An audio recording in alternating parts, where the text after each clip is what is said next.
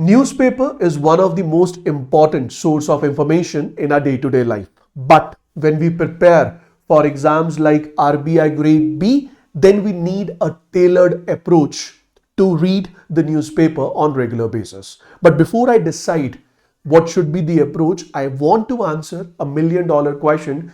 Sir, should I read newspaper for RBI Grade B examination? क्या newspaper पढ़े बिना RBI Grade B examination clear होगा या नहीं होगा? So I will be answering this question in this session itself. So to give your first question answer कि क्या sir हमें न्यूज़पेपर पढ़ना चाहिए for our RBI Grade B exam preparation, my answer is yes.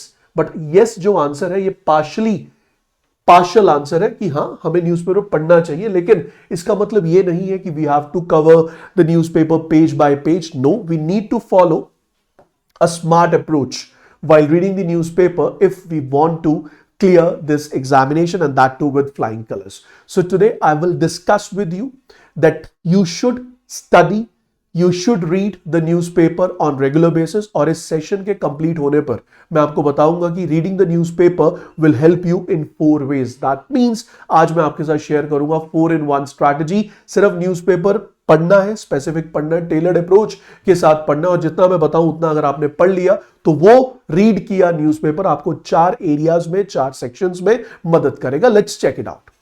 लेकिन कभी भी ये कहना हो, ये डिसाइड करना हो कि किसी भी चीज के हम फेवर में है या अगेंस्ट में है, तो हमें सिक्के के दोनों पहलू पढ़ने भी चाहिए, सुनने भी चाहिए. तो बहुत लोग ये कहते हैं कि you must read the newspaper, but the question is why I must read the newspaper. Their answer is, पहला उनका पॉइंट है कि अगर आप न्यूज़पेपर पढ़ेंगे तभी आपको इन डेप्थ नॉलेज मिलेगी इकोनॉमिक और फाइनेंशियल न्यूज को, economic and financial happenings all around you. Second important point is development of analytical skills. तो अगर आप न्यूज़पेपर पढ़ते हैं तो डिफरेंट राइटर्स के डिफरेंट ओपिनियंस को आप पढ़ते हैं, और उन ओपिनियंस के बेसिस पर आप अपना एक एनालिसिस बनाते हैं, और उस एनालिसिस की वजह से आपकी अपनी एक एनालिटिकल स्किल्स डेवलप होती है, जो कि रियली वेरी इंपॉर्टेंट है when you are writing and descriptive answer, especially for your paper 1, that is ESI.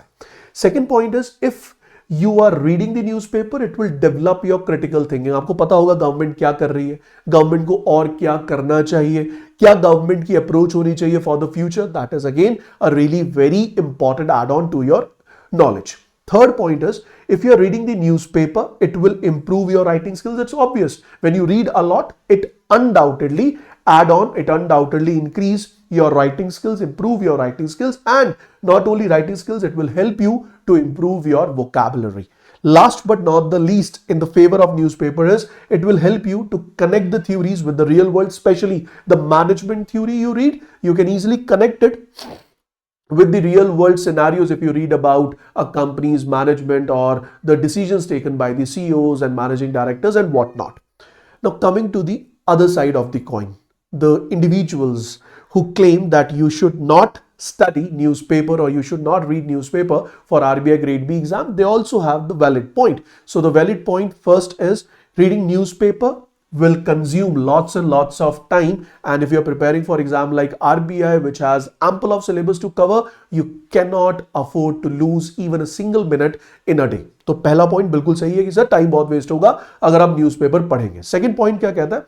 Second point कहता है कि सर न्यूज़पेपर में हर जगह की इंफॉर्मेशन होगी, बहुत सारी इंफॉर्मेशन ओवरलोडेड होगी, और अगर ओवरलोडेड इंफॉर्मेशन आप तक पहुंचेगी यू विल गेट कंफ्यूज्ड, और अगर आप कंफ्यूज होंगे you will may get into a scenario जहां पर आप मिस ट्रैक हो जाएं, साइड ट्रैक हो जाएं विद दोज इररिलेवेंट न्यूज. तो जो टाइम वेस्ट हो रहा है वो तो है, और उसके अलावा जो आप पढ़ रहे हैं, for example you are reading the news on international relations, you are reading the political news, you are reading the articles on political aspects or international relations, geopolitical tensions. तो ये सब क्या है? So they all are going to waste your time.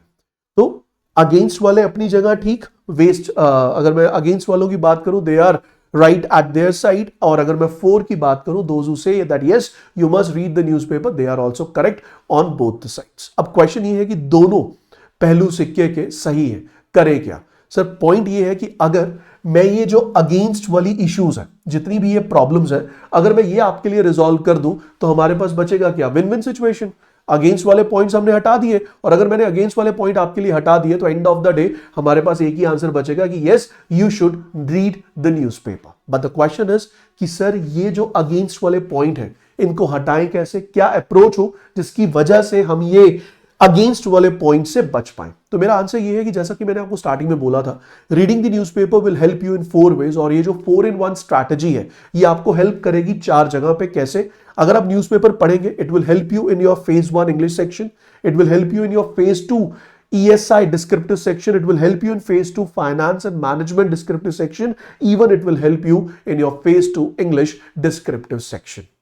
सुन लिया sir कि 4-in-1 strategy है, लेकिन problem अभी भी वही है, इन चारों सेक्शंस में हेल्प तब होगी जब हम इफेक्टिवली न्यूज़पेपर को स्टडी करेंगे। तो sir what should be the steps we need to follow in order to read a newspaper. देखो स्टेप्स क्या होंगे न्यूज़पेपर को पढ़ने के, उस पर मैं जाऊंगा, लेकिन उससे पहले मैं ये डिस्कस करना चाहूंगा कि फेज वाइज न्यूज़पेपर की क्या इंपॉर्टेंस है। अगर मैं बात करूं फेज 1 की, Phase 1 means general awareness. For general awareness, reading newspaper is not important. You can 100% ignore reading the newspaper if you are focusing alone on the Phase 1 examination. लेकिन sir Phase 1 exam से RBI तो clear होगा नहीं, grade भी तो clear होगा नहीं, manager तो हम बनेंगे नहीं, तो Phase 2 भी टारगेट करना है। तो Phase 2 के लिए क्या न्यूज़पेपर पढ़ना जरूरी है? My answer is yes. कितने newspapers? 2 newspapers every day. One should be your financial newspaper. Financial newspaper means I'm talking about Mint, I'm talking about Financial Express, I'm talking about Economic Times, I'm talking about Business Standards। ठीक? और general newspaper के case में I'm talking about the Hindu या फिर Indian express या फिर और अगर कोई बात करें तो Hindustan times and many more. अब क्वेश्चन ये है कि सर इतने सारे न्यूज़पेपर की ऑप्शंस अवेलेबल है, what to read, what not to read। तो मेरा आंसर है it's totally your choice, but if you ask me then I would suggest either go with Financial Express or go with Mint, क्योंकि BST में अगर हम बात करें business standards की तो इसकी लैंग्वेज थोड़ी टफ है, इट्स पहले ही डिफिकल्ट है, इकोनॉमिक्स या फाइनेंशियल न्यूज पढ़ रहे हैं हम और ऊपर से इंग्लिश भी अगर टफ होगी that's going to be a tough task for us to understand the news। But Mint and Financial Express, they are doable। दोनों में से कोई एक चूज कर लो, whatever you like। And lastly, in case of general newspaper, The Hindu, Indian Express, Hindustan Times, then my answer is you must go with The Hindu, क्योंकि The Hindu के जो articles हैं, जो द हिंदू के articles है, editorial section है, that is really very important. And ये जो द हिंदू के आर्टिकल्स है या एडिटोरियल सेक्शन है, इसको काफी बार देखा गया, they have been asked in the reading comprehension format, not only in phase 1 but even in phase 2 examination. अब ठीक है सर, पहला स्टेप पूरा हुआ, we have decided which 2 newspapers to follow। One is I call it as financial newspaper, whatever you choose, and second is I call it as general newspaper, whatever you choose। Newspaper हमने select कर लिया, अब अगला step क्या होगा? The next step you need to follow is, कुछ point by point चीजें लेकर आया हूं, ध्यान से सुनना, ये कहीं लिखा नहीं है, कहीं किसी ने बताया नहीं है, आज पहली बार डिस्कस कर रहा हूं और उम्मीद करता हूं कि ये आपको काफी मदद करेगा। आपने न्यूज़पेपर चूज किए, डन। न्यूज़पेपर चूज करने के बाद you don't have to read the newspaper word by word. क्या करो, बहुत सारे टेलीग्राम चैनल्स अवेलेबल हैं जहां पर डेली बेसिस पर सारे न्यूज़पेपर्स की PDF free of cost available हो जाती है। सो जो 2 न्यूज़पेपर आपने सेलेक्ट किए उन दोनों न्यूज़पेपर्स की पीडीएफ को डाउनलोड करो और उन्हें स्वाइप करना स्टार्ट करो। जैसे आप स्वाइप करना स्टार्ट करेंगे, आपको स्वाइप करते करते कुछ आर्टिकल्स मिलेंगे और कुछ एडिटोरियल्स मिलेंगे।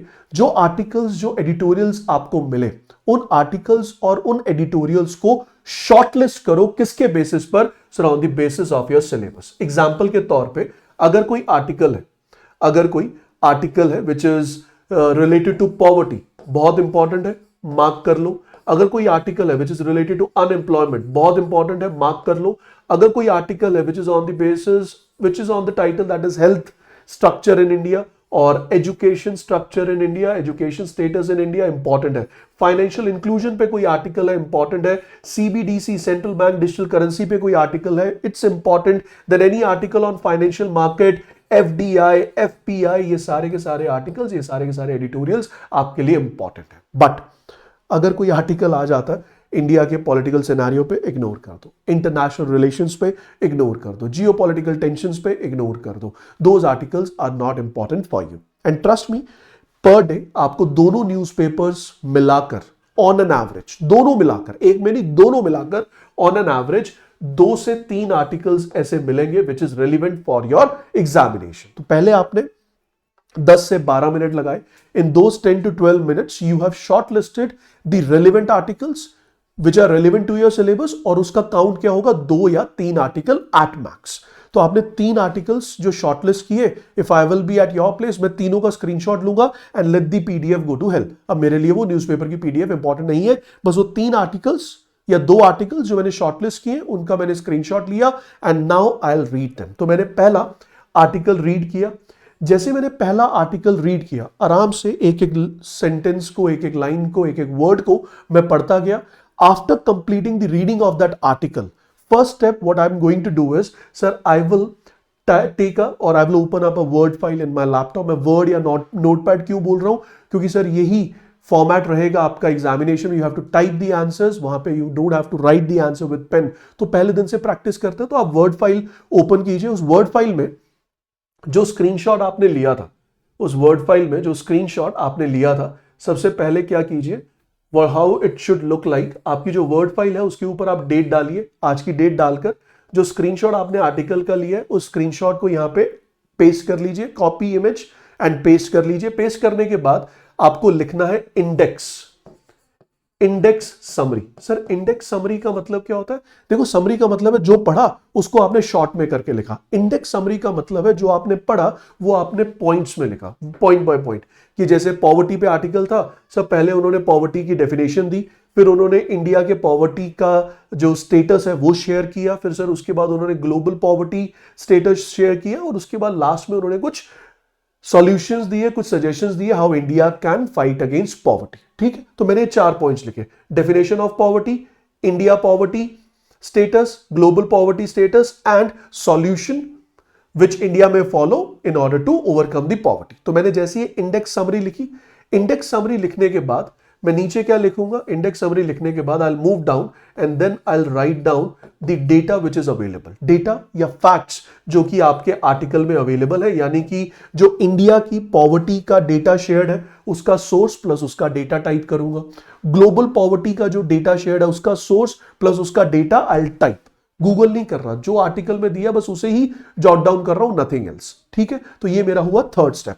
4th स्टेप क्या होगा? सर 4th स्टेप में आई will B updating my vocab. बहुत सारे इंग्लिश के नए वर्ड होंगे which I have never heard before, so I'll note down those English words which will improve my vocab. It will help me in solving the antonym, synonym questions in the related to the reading comprehension, and I will also add on financial terms to my vocab। For example आप पढ़ रहे हैं, it comes, बहुत सारी financial terms आती हैं on day to day basis. For example अगर CAR है, कैपिटल एडिक्वेसी रेशियो, अगर आपको नहीं पता तो उस टर्म को नोट डाउन कर लो और उसे गूगल करके पढ़ लो कि इस टर्म का मतलब क्या है। Once you have done this practice for 1 article, then started for the second, started for the 3rd article.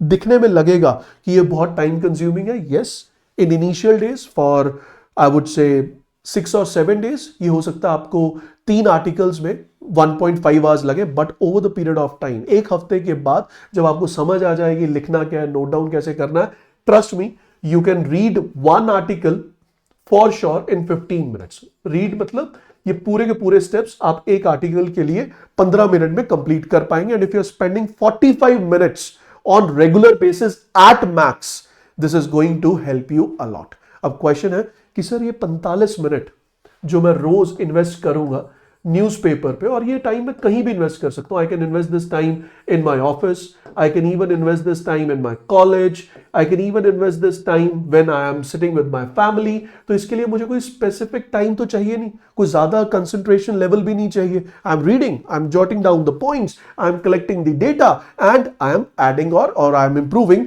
My vocabulary. तो ये जो 45 मिनट आपने इन्वेस्ट किए, how they are going to help you? So these 45 minutes will help you in a very beautiful manner. First, it will enhance your concentration and ability to focus, क्योंकि जब आप article के screenshot को पढ़ेंगे, it will help you and give you the feel कि आप examination में reading comprehension पढ़ रहे हैं। Many times I have witnessed the students, they while reading the reading comprehension, they get lost into it, उन्हें यही नहीं पता चलता पिछली लाइन कौन सी थी, अगली लाइन कौन सी है. So in order to avoid that issue in your examination, this practice of 45 minutes daily will help you a lot. Second is, it will help you to understand how to articulate an answer. That means what should be the structure of the answer. Introduction कैसी होगी, main body कैसा होगा, conclusion कैसा होगा. उसके साथ साथ, as I discussed earlier, it will improve your analytical skills and undoubtedly it will improve your writing skills as well. Secondly, जो आप डेटा कलेक्ट कर रहे हैं, it is basically a data bank जो आप क्रिएट कर रहे हैं अपने लिए, and this data bank is really very helpful. आपको पता है ईएसआई में काफी क्वेश्चंस डेटा बैंक से पूछे जाते हैं. मींस जो आपका फैक्ट्स है, डेटा है, उस पर क्वेश्चन पूछा जाता है. और अगर आप रेगुलर बेसिस पे 3 आर्टिकल्स पढ़ रहे हैं, let's say you start from tomorrow itself. Tomorrow is 3rd of April and 3rd of April से आपने इसे start किया, so you continue it for April, May, June. For next 3 months, if you are continuing the practice, on an average, if I take 30 days in a month, 90 into 3, 270 articles. अगर आपने 270 कम कर लेते, 250 articles भी पढ़े till your exam, till your phase 1 only, you will be in a position कि आपके पास जो data है वो ठीक ठाक अच्छा खासा डेटा होगा, which will help you to answer the data and fact based question. और ये जो डेटा है, it will help you to write a good descriptive answer as well, क्योंकि इस डेटा को आप यूज कर सकते हैं while writing a descriptive answer.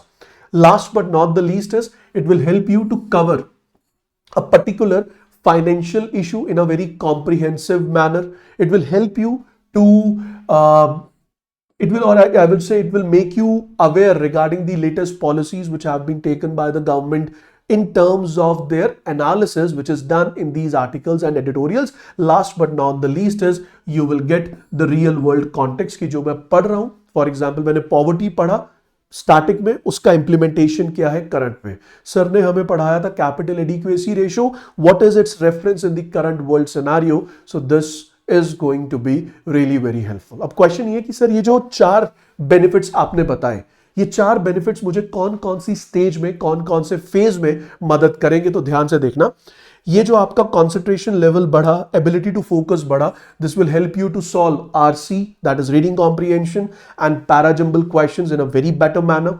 It will This better articulation, analytical and writing skills will help you in descriptive section, which means this is going to be a savior for your phase 2 majority part. Data bank will help you not only in descriptive but also in MCQ section of not only phase 1 but phase 2 as well.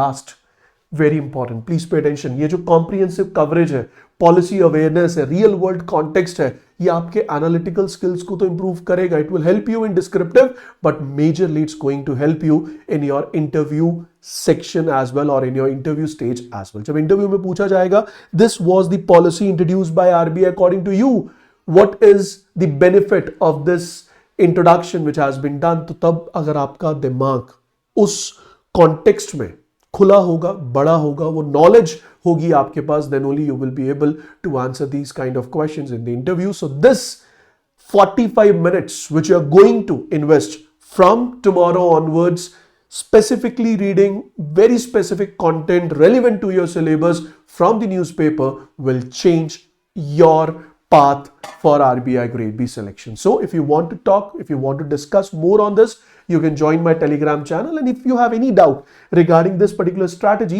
you can comment in the comment section. And if you want me to come up with more videos on different questions, problems which you are facing regarding RBI grade B, then also comment in the comment section and do give me the feedback. क्या इससे पहले कभी किसी ने बताया था कि सिर्फ 45 मिनट न्यूज़पेपर पढ़ने से, और वो भी 2 न्यूज़पेपर पढ़ने से, आपका आने वाला जो एग्जामिनेशन है, it will be in a right direction, or I would say your preparation will be in a right direction, और आपके chances, probability to clear this exam will increase, I think 3x or 5x if you continue this practice for next 90 days. Thank you so much for joining. We'll catch you in the next video. Good luck. God bless you all.